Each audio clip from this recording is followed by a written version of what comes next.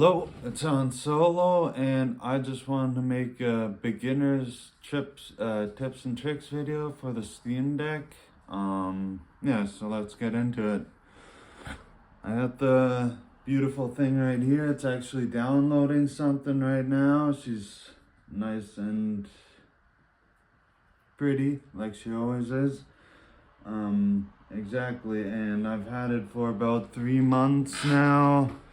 So I kind of got a feel for it, and I've learned a few things about it, like how to program the interface a little bit better or modify the interface, how to set it up the right way so you gain a little bit more performance and all that. So yeah, I'm gonna be showing you some hardware stuff and some software things. So the first thing that I would get is a screen protector. Like, I actually got the anti-glare one first. You gotta get to see that right here. And then after that I got the HD one and put that one on my Steam Deck.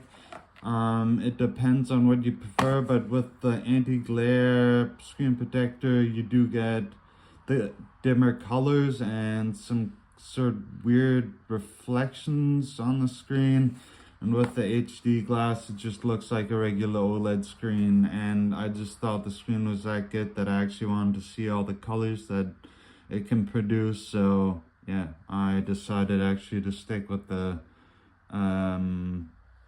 glare glass. Yeah, so the second thing I thought I didn't need, but then I noticed I actually needed, was an SD card to expand my storage. I didn't want to fiddle around with the internals and put another SSD in there, so I just got this little thing right here.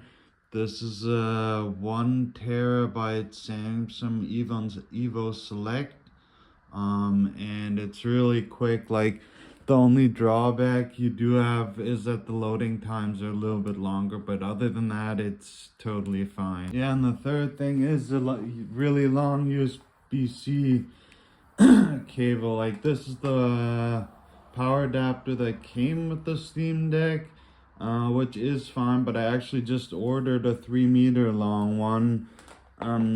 Yeah, because if you ever want to go around your room a little bit or something, you do want a cable that's a little bit longer, so you have a bigger travel distance, or you set it up somewhere else and then you get that just more playroom.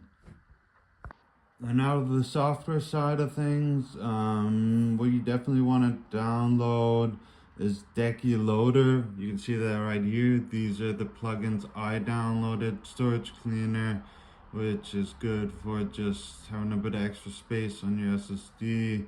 Proton DB badges, which checks how well a game is optimized for the Steam Deck or Linux. CSS Loader, which is just cosmetics. Magic Pods for my AirPods, and Steam Grid DB. Yeah, so the next thing for the software is the calibration and advanced settings for the controller settings. So you go open up here, and to set it, the controller drift, not the controller drift, the actuation point to around 3,900.